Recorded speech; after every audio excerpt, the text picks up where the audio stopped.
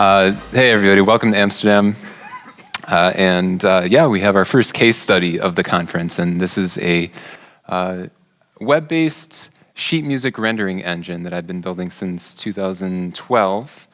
And it's pretty intense, and I've had to do a lot of horrible and not so horrible hacks to make it actually not explode the devices that are using it. So the site is called soundslice.com. It's my full-time job. And the premise is that we want to make the best learning experience for music by combining sheet music and music notation with audio and video. I'll just spend like 3 minutes giving you an overview so you have some context on how it works. The main interface, this is all web-based. I don't believe in native apps. This is all web-based, so the biggest part of the page is just devoted to music notation. And so you might see this as a web developer and say, okay, so that's probably some images, right? Well, no. The first thing you can do is hit play, and hopefully if the audio is working,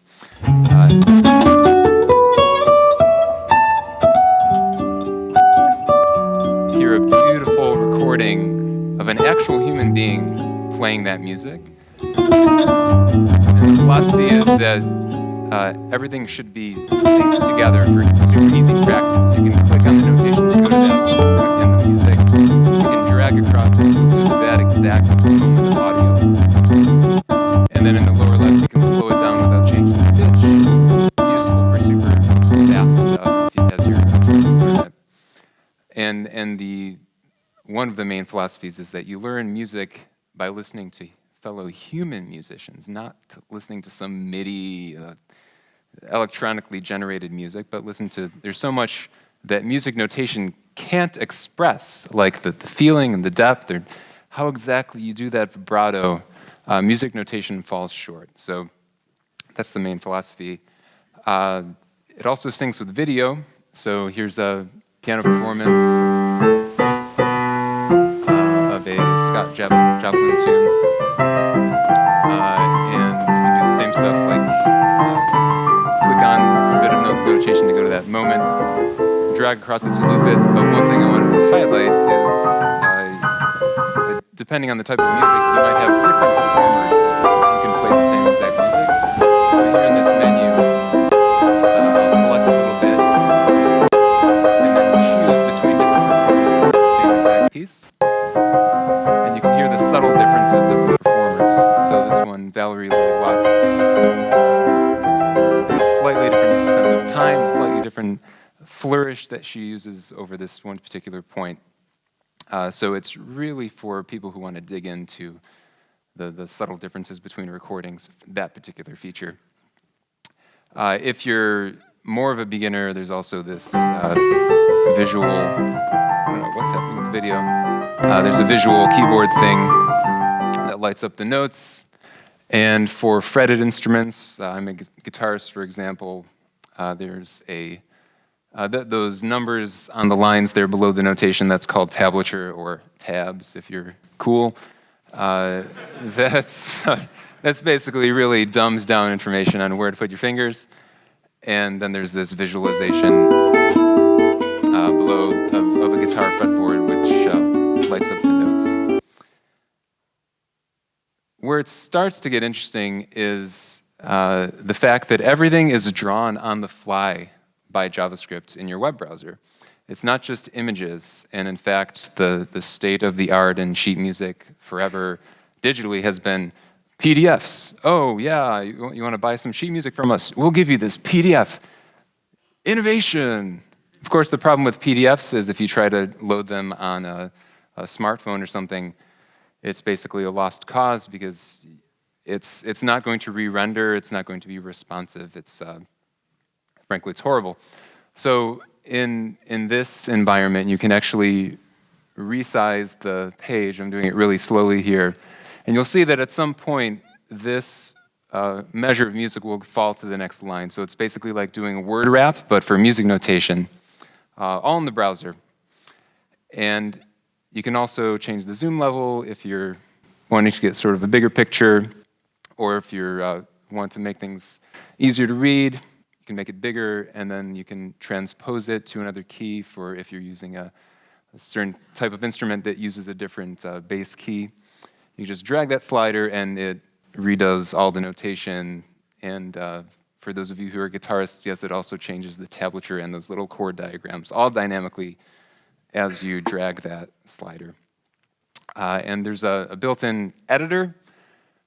So it's optimized for transcribing from real recordings. So this is my favorite living guitar player, transcribing one of his solos, and you can just click in there and say add a few notes, delete them, and change the note value, and then maybe go to the menu on the left and see all the other things you can do. There are like 250 some different aspects of music notation that it currently handles. Music notation, by the way, it's literally hundreds of years of special cases. In 1790, they decided to use this one squiggly in this one weird situation. Ugh, never try to do this. So I make a living from this, and one big part of the business is that companies pay us to embed this in their own site. So we're one of those dreaded third-party libraries. Which actually, I'm proud to say that well, we try to be super fast, so that's something that's always underlying our development is, oh, this is going to be pushed out to all these other sites that have thousands or tens of thousands of users themselves. So everything needs to be super snappy. And then finally, everything we intend to run on the phone, because more and more musicians are just taking their phones or their tablets into their practice environments. So one cool detail is you can just do the two-finger swipe. No app needed, no native app needed, all web-based.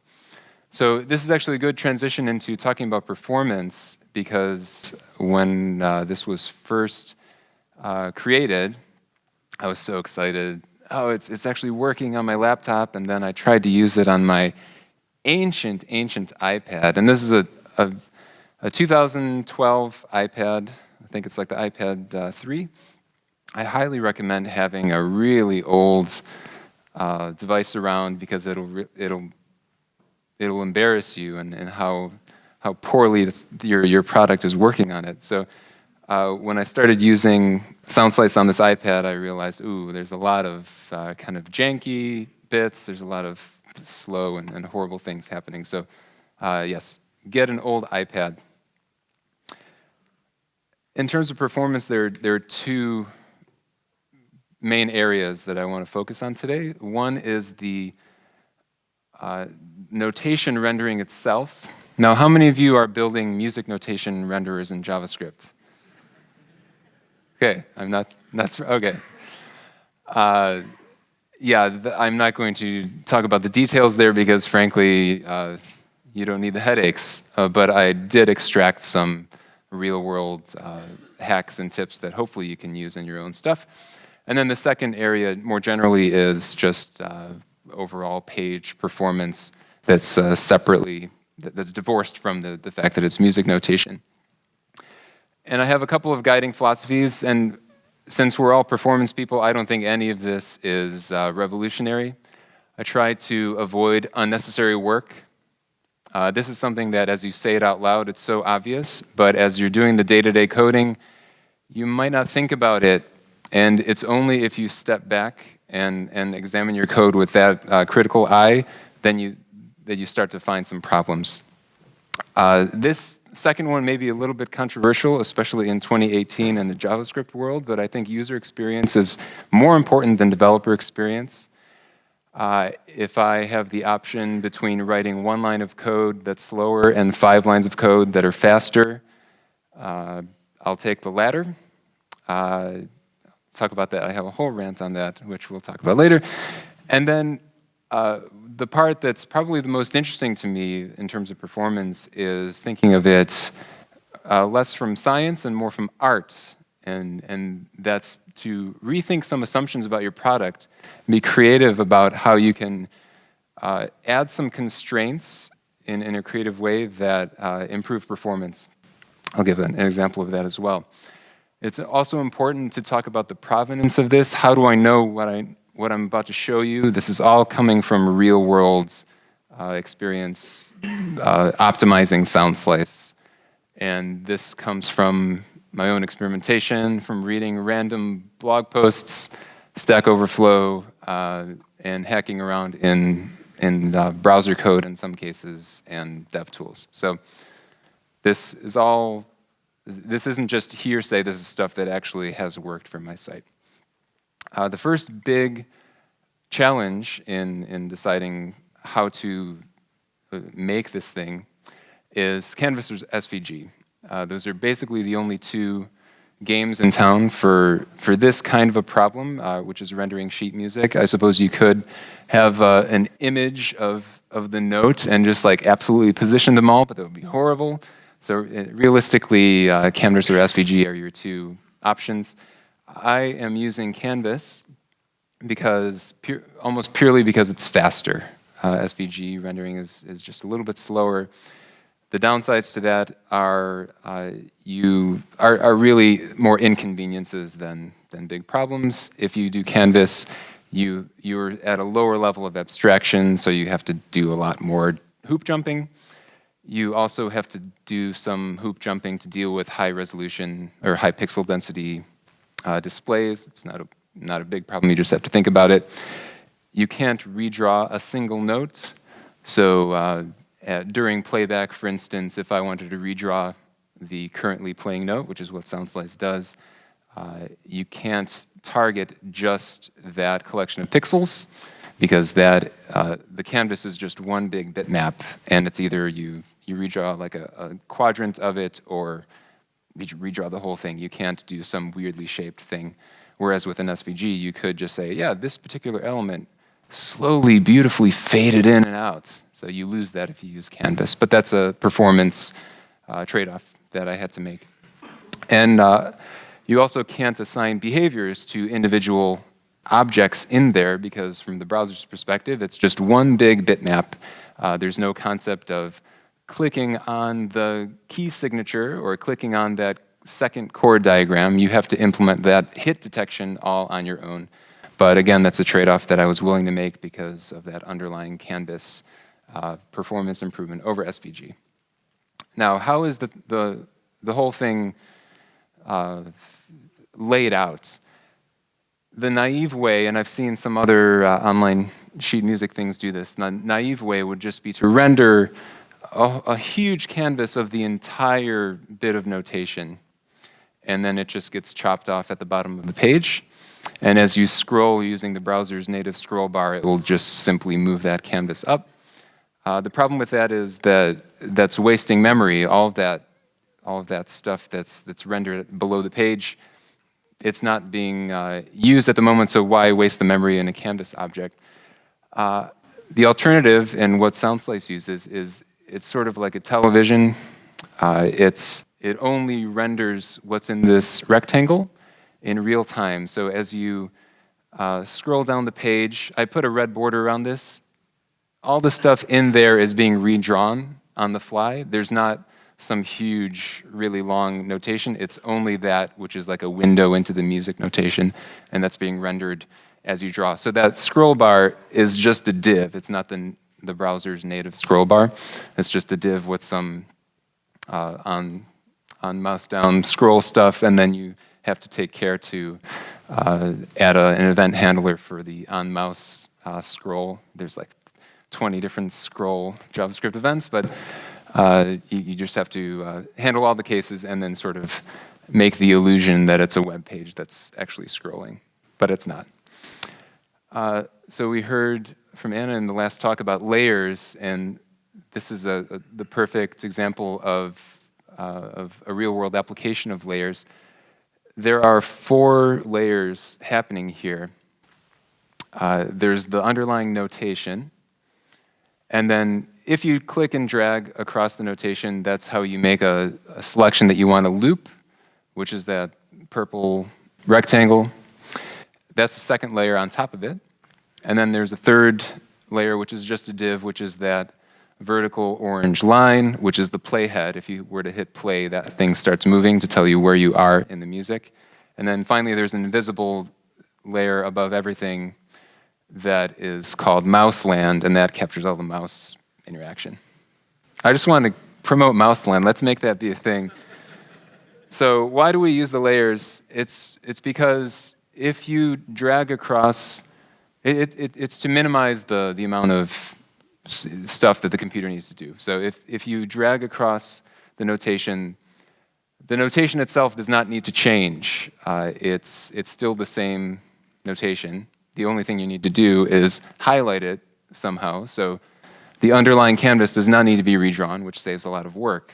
All you need to do is drag that purple thing in, just pop it above with Z indexes.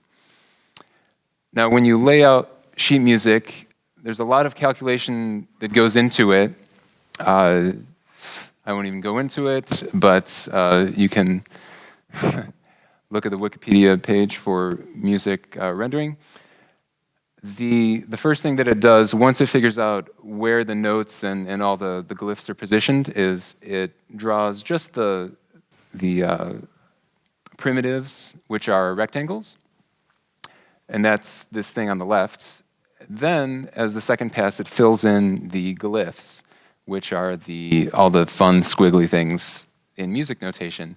Now, where do those come from? It turns out there's such a thing as music fonts, and SoundSlice currently uses 160 music glyphs. Here they all are. There's something called SMUFL, the sheet music Unicode font layout that dictates for this Unicode code point, use this music glyph. Much more than you ever wanted to know.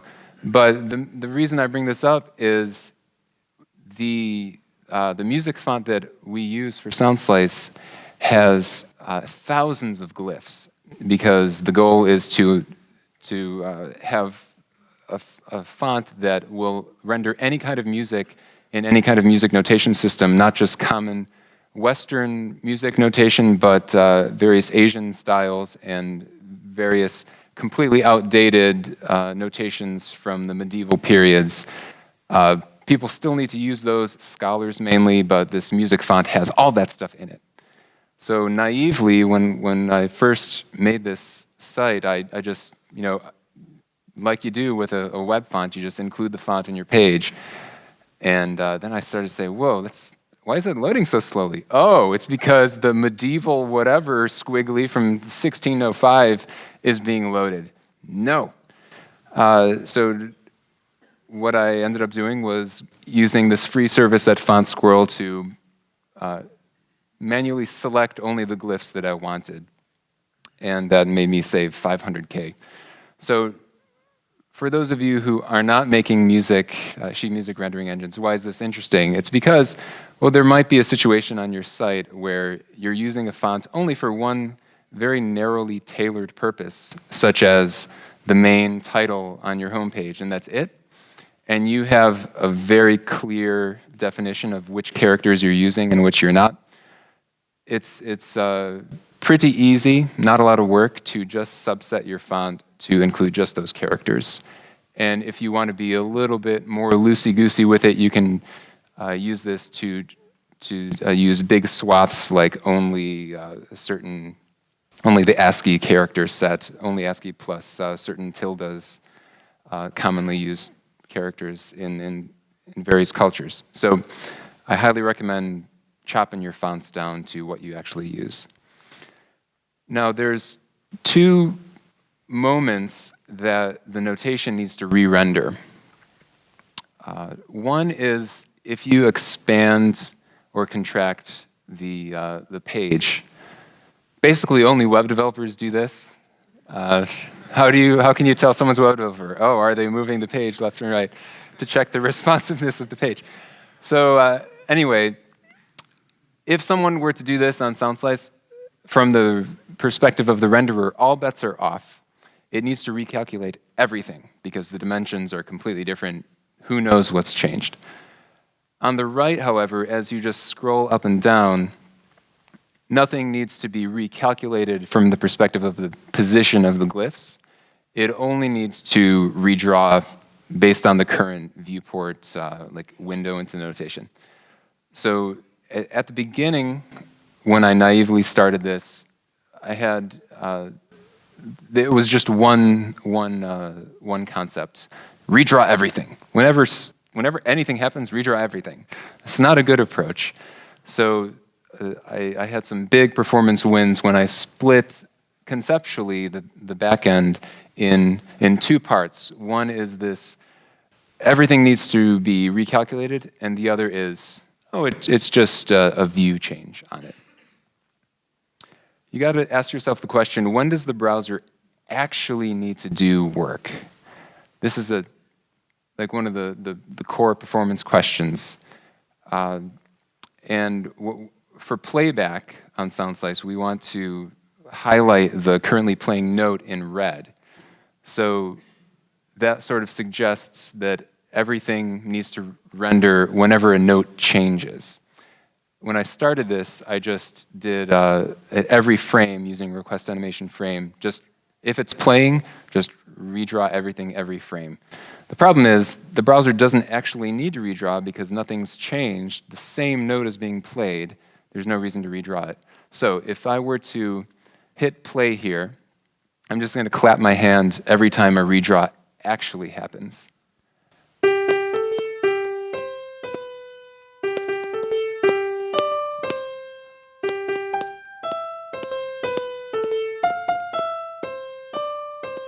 I notice there's some latency. It is perfectly timed, but due to the latencies. So anyway, you can see it's tied to the underlying music. It knows that, well, there's now a new note being played, therefore redraw. So ask yourself, when does the browser actually need to do work? If things are changing in the page, are there some shortcuts you can take? Now, getting around to what I mentioned about thinking creatively. In music notation, sheet music across the centuries, there's been this concept of casting off. On the left, you see a beautifully arranged piece of sheet music, and the reason it's beautiful is that it's full justified. It goes to all the way to the right edge, and the professional music engravers, that's the discipline, it's called music engraving, they take care to look at a page and consider it in full, such that it's balanced across the entire page. So for a performer who puts it in front of them, it looks and feels good. And to do that, it could be that something at the very bottom is affected by something at the very top, or vice versa. So you need to consider the whole thing, and from a performance perspective, that's quite slow, especially if you want to have some sort of good performance in this, as the user redraw or resizes the window, instant redraw. So all of this is to say, why don't we just throw out that assumption that this casting off process is important and just sort of let it go as if it were text without full justification and without word wrap, and let's just see what happens. And I was so nervous to launch this because I was thinking, oh man, I can't even launch this.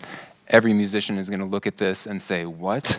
That last line isn't justified? Amateur hour. But you know what? Not a single person has said anything about that in 4 years. Maybe they're just all talking behind my back, but it just doesn't matter. So what's the point here? It's that there could be some old baked-in assumptions in your product or in your stuff that really would cause a performance problem, and you could just creatively decide to disregard it.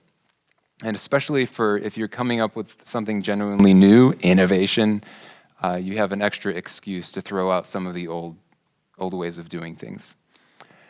Now, I'm a huge fan of Chrome DevTools. I think there are 3 things that are certain in life: death, taxes, and the continual improvement of Chrome DevTools. It's fantastic. It's gotten so much better, and it gets better on seemingly a daily basis. So I'm going to share with you some stuff that I've learned as I've fussed with it. Number one, one of the biggest improvements to SoundSlice came when I switched everything to use request animation frame, and I talked about it in the previous talk. Just the limiting to redraw on a per frame basis makes a huge difference, because previously during music playback, you could in theory redraw every millisecond. It's just a continual thing, and you have to draw the line somewhere, and request animation frame is a really natural way to achieve good performance. I won't go into the details, but specifically for scrolling or anytime you have a JavaScript event that might happen more than your frame rate, request animation frame is definitely worth considering. There's a lot of caching that happens all over the place. It's sort of obvious for performance engineers. You'd find this obvious. Positioning only needs to be determined whenever the whole world changes, whenever the page dimensions change. So only calculate it whenever the page dimensions change. The page dimensions themselves, there's no reason to recalculate them unless they actually change. So you don't need to do this get element bounding rect or whatever API, just cache that.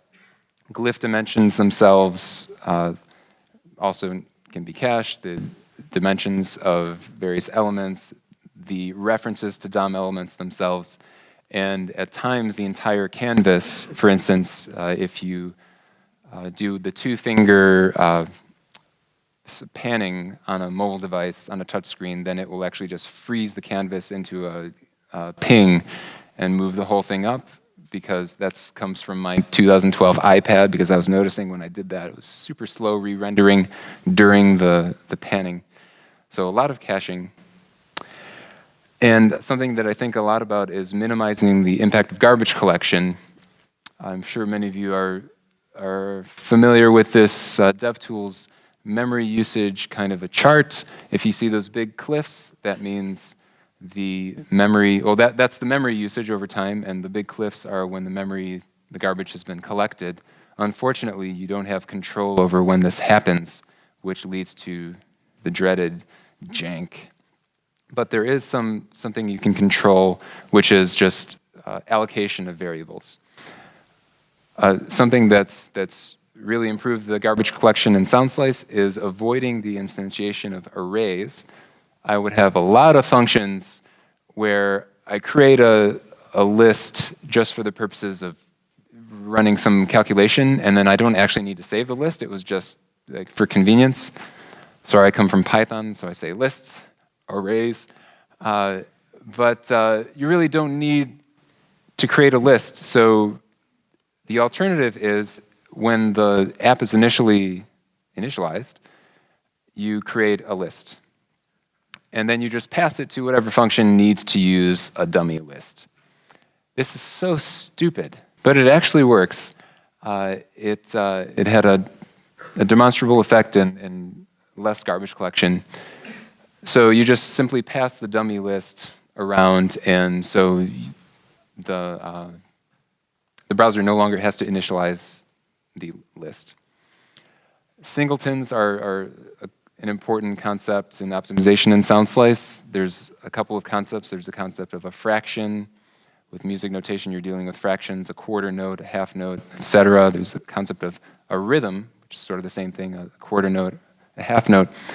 And in a naive implementation, you would have a fraction class and then just create a new fraction. Here, the fraction values are the same. They're both 1/4. But in memory, those are represented in two separate places, when in fact it's the same thing. It should be a singleton. So instead, I do something like this, where there's a cache of all the fractions, and you have a getter that looks in the cache first, and if it exists, it just gives you the fraction that already exists. So if you have f is get fraction 1/4 and g is 1/4, it's literally the same thing in memory, so it doesn't have to take up twice as much space. Inline function declarations is something that gave me some garbage collection wins. Sorting is a good example. So the sort of a basic example of sorting in JavaScript would be you pass in an inline function that determines the sort order. But if you were to do that, that function is actually created every time that code is run, which then means that it's garbage collected later. So the simple solution is just to define your custom sort function somewhere at the top level, so it doesn't have to be redefined all the time. And then in the sort, you just pass it the name of the function. Easy concept to get. And when I first learned about this technique, I looked at my code and I saw there were so many places where I was doing these inline functions, and they don't need to be inline functions. Some cases they do need to be inline functions, but in some cases they don't, and you can get a performance win. Now, how many of you know? How many of you don't know JavaScript hidden classes? Everybody's an expert. Okay. In at least V8, there's this concept of a hidden class in your JavaScript class. So if we have a thing class that has one attribute called data, and it's set to 3, and you instantiate it, and then you set it to 5, and you set it to 42. Over over the course of the life of your web page, the JavaScript engine will notice, oh, there's this class called thing, and it only ever deals with data being an integer. Therefore, we can make some optimizations. The browser makers are super compiler guru geniuses, and they do a lot of cool black magic behind the scenes to make that happen. So that's something great, and it's something we get for free just by using these newer browsers. But the thing is, if you then, in your code, do t.data equals the string hello, which is perfectly valid JavaScript, then that changes the type, and then this optimization that the browser is doing behind the scenes is no longer valid. Then all bets are off. The browser says, oh, I thought this was always an integer. Now I have to deal with strings, so maybe I won't be able to do those optimizations anymore. So the lesson here is, if you have a sort of a container class like this, try to make your attributes always have the same data type. And you can enforce this by using type definitions like TypeScript. Personally, I use a Google Closure compiler type annotations, and that's a really nice way of alerting you whenever you're violating that. Now here, we're getting into the black magic. We're going to go back to the 70s. In SoundSlice, there's the concept of a note, and a note has many possibilities. It could have a tie, it could have an accent, it could have vibrato. There are all these notations that might be on it. And so there's a note class that has all these attributes, and this is just the very short version. It has like 30 or 40 things. And a lot of them are Booleans. The problem is in JavaScript, that is stored as 8 bytes. Now, how much space should a Boolean take up? It's either 1 or 0. 1 bit. 8 bytes? Whoa! That's out of control. And especially for something like a note class in SoundSlice, where one piece of music could have 1,000 notes, 2,000. If it's like some orchestral score, which some users have in there, talking maybe 10,000 notes. So it's important for our case to optimize this. Now, what can we do about that? Well, let's go back to the 70s, and there was this concept called bit fields. And that's indeed what I do on SoundSlice. So instead of the note having all these Boolean attributes, it just has a single bit field, and that only takes up 8 bytes. But the individual Booleans are stored within that bit field as 1 bit of it. And in order to access that, you have to write some really awful looking code that involves bit shifting. Hold your nose, but that's the price we pay for good performance. The nice thing about that is it will probably get inlined either by the JavaScript engine or when you compile your code. So in the real world, it's okay. So anyway, this approach will or has saved a ton of memory usage for sound slice.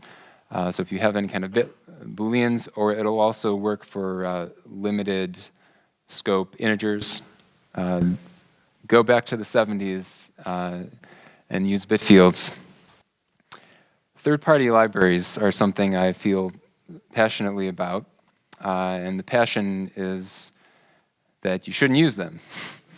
I don't believe in JavaScript frameworks or libraries, with an exception.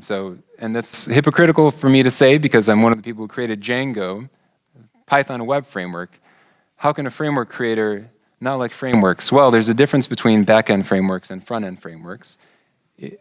If you use a front-end framework, you punish, it's inherent to the problem and the solution that you're punishing your users by shipping them the code itself. Whereas on the back end, they never have to, if you do a lot of code, they don't have to pay any price for that.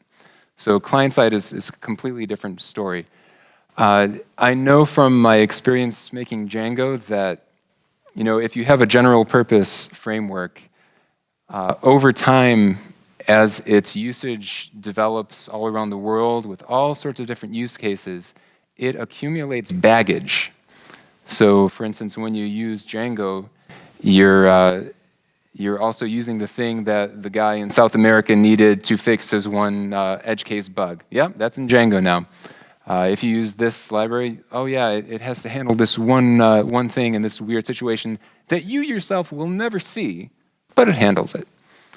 So I'm a big fan of just vanilla JavaScript with no libraries, with one asterisk. Use third-party libraries to solve user problems, not developer problems. Now, what does that mean? That's a little bit up to interpretation, but I'll give you an example. On SoundSlice, there are two libraries that I use. One is for audio slowdown without changing pitch. It's sort of like a complicated algorithm. And then the other is HLS, because dealing with video online is, there's a lot of craziness. So if you were talking to a non-programmer and they asked you why you were using a library, could you explain it in a way that it made sense to them? I could, for instance, say, oh yeah, I'm using this library to make it so that you can slow down stuff without changing pitch. Okay, that makes sense. Compared to, well, I'm using this so that I can make some components that I can reuse and that so I can collaborate better with my team. What? So this is my general philosophy.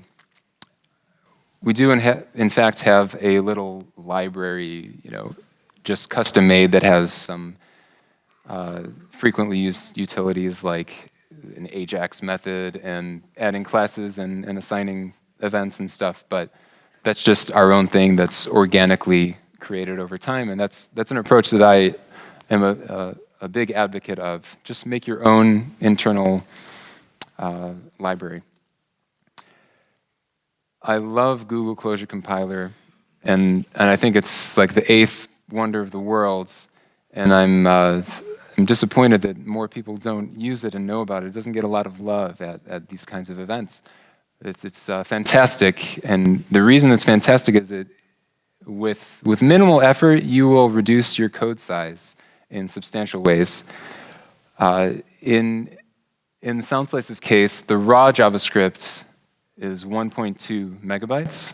That's not including the notation editor, that's just the player. But that also includes comments, so it's not really that meaningful. If you gzip that, it's 253K, it's way too big. If you run it through Google Closure Compiler, then it gets the un-gzip code down to 427K, and gzipped, it's 124K. Still pretty good. But then there's a really amazing magical thing called Google Closure Compiler Advanced Optimizations, and they put it in all caps because it's really awesome. If you run with Advanced Optimizations, then in our case the code went down further, almost by half, to 216K, and then gzip, it's only 86K. So considering everything SoundSlice is doing, it's pretty good. There's still room for improvement, but it's amazing what Google Closure Compiler can do. Now, what is Advanced Optimizations? it does things like tree shaking and figuring out which code is never used, dead code elimination, but it also will rewrite your code so that it will inline things and just do amazing black magic, and I highly recommend it. The only caveat with advanced optimizations is that you have to be very careful in how you write your code because it might rewrite your code in a way that you didn't intend it. So this took me a couple of days to massage the code and make sure that Clojure compiler wasn't changing the underlying meaning of the code. But once you do that, if you have some discipline, it really pays off. And an interesting thing is you can have different compilation targets. So we have like the full player. There's also a mini player that we have, and the embed version, and then notation editor. And Clojure compiler can just create a bunch of different versions with some command line flags. Now the final optimization that I think is the most broadly applicable to all of you, because it has nothing to do with music notation, and I think is the most interesting that every site should be using, but isn't, is this concept of an Appshell architecture that is made possible by service workers. Now, when you look at your network tab in DevTools, and let's assume that you're a good performance engineer and you're doing far future expires tags, doing long-lived caching on all your static assets, that might look something like this. The very first request has to hit the server, but then everything else, you can see it's from disk cache. That's okay, everything's happy, yay, we're using cache pretty well, but ooh, that initial request, wouldn't it be nice if that could also be cached? You can cache the page itself, but wouldn't it be nice to have sort of this abstract cache where, yeah, sure, you can cache soundslice.com/slices/1, but then what if someone visits slices/2, a different detail page? You wouldn't be able to take advantage of that cache. But you can if you use something called an Appshell architecture. In the old days, loading looked something like this. You visit a URL, you get nothing for a few milliseconds, and then you get the final result. With Appshell architecture, to paint a very broad stroke, you get nothing, and then you get a shell of the page, and then you get the final content in there. Now you may think this is actually a step backward. Now you're inserting stuff. Why is 2 worse than 3?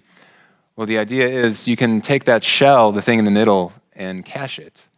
So the way it works behind the scenes is when you visit a SoundSlice page for the very first time with a cold cache, it will load the Appshell and then load the information. But then it'll cache the shell in the browser's cache with a service worker.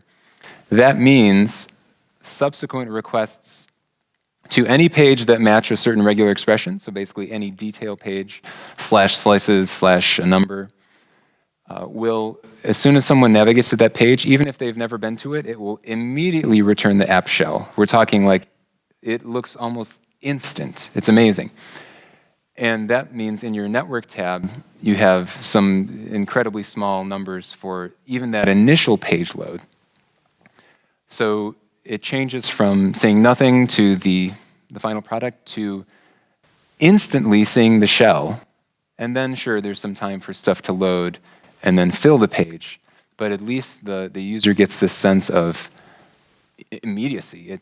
When we made this change, it was like, oh, I had to like jump every time I used the site because I was astounded, and I was the one who developed it. So I highly recommend this Appshell architecture. I'm just dumbfounded that more sites don't do this. It's not that hard.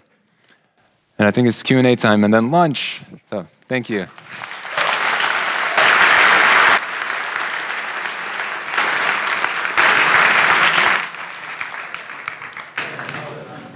Thank you, sir.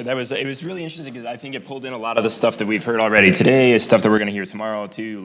But seeing them sort of applied to something so complex as SoundSlice was the trade-offs, I think, is the interesting thing, like how you're having to go back and find the balance there.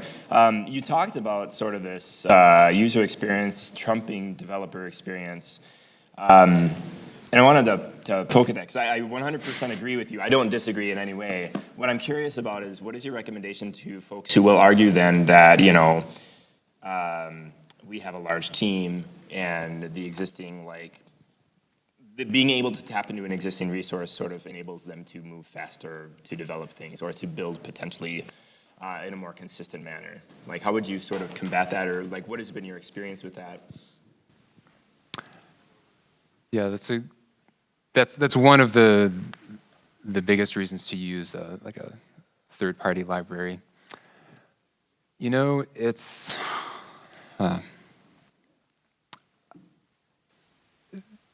at the end of the day, do you care? What's more important? Is it productivity of the team? Is it the user experience? That's really dumbing down the answer, but I do think it's you should optimize for the user experience. Not a great answer. No, I think that's no. I mean, yeah, I actually think you should optimize for the user experience is a fantastic answer, personally. But yeah, so basically it comes down to which you're going to throw your weight behind, I guess. I think that there's an inherent cop-out in that question, because it implies that a large team is going to need this stuff, but it doesn't necessarily need. Yeah, that was one of my favorite comments that you said, and then sort of themes throughout the talk was the avoid unnecessary work. And it's first off, I feel like this is something I tried to use as a kid to get out of chores and schoolwork, and it never worked, and now it gets to be my profession, so I'm cool with that. But also, just generally speaking, I like that idea, that premise, because you're flipping it on its head. You're saying start light and avoid doing anything extra versus start heavy and try to strip things out here and there when you find things are problematic. So it was one of my favorite themes. It seemed to guide pretty much all of your decisions. For sure, yeah.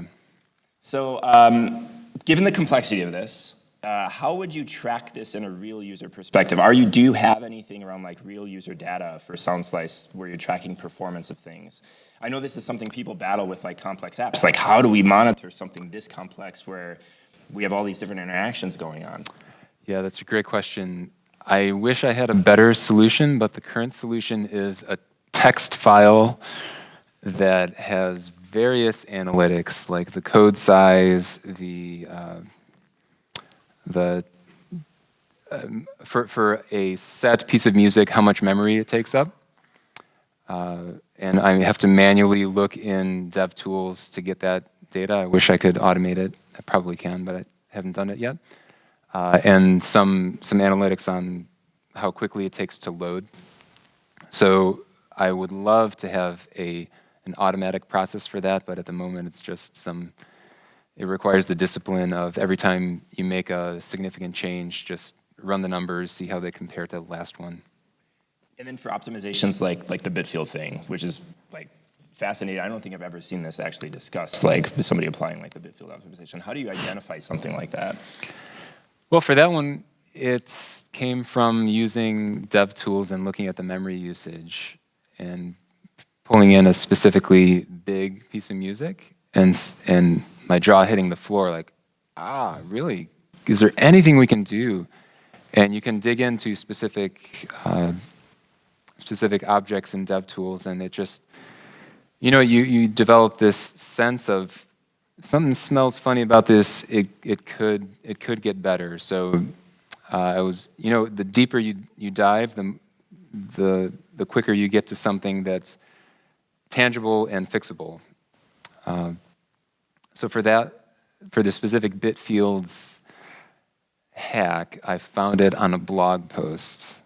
And I don't remember how I found the blog post, but I was like, wow, this is the answer to all my problems.